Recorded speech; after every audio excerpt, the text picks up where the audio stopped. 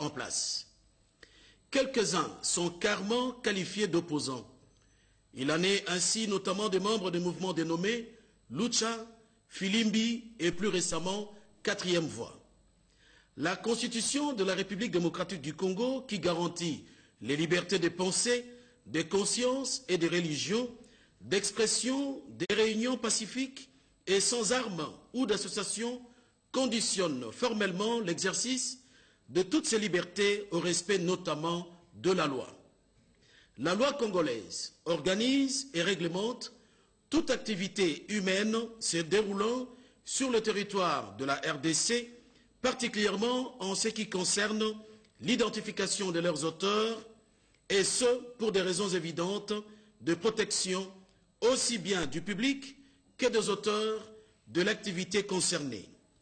D'où l'intérêt de la question de savoir à quel type d'activité organisée et réglementée par la loi appartiennent les mouvements susmentionnés.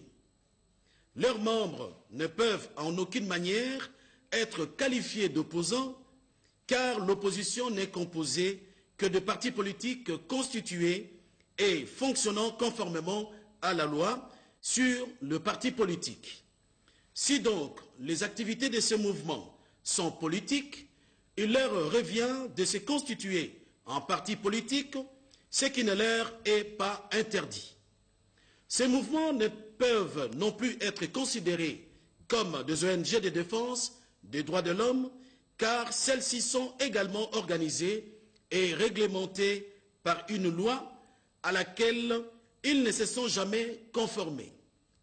En définitive, il s'agit d'objets juridiques non identifiés qui constituent un danger public dans la mesure où, inconnus de l'État, ils ne peuvent ni s'assumer ni réparer le préjudice qu'ils sont susceptibles de causer à autrui, car n'ayant aucune existence légale ou juridique, ils ne peuvent être redevables de quoi que ce soit.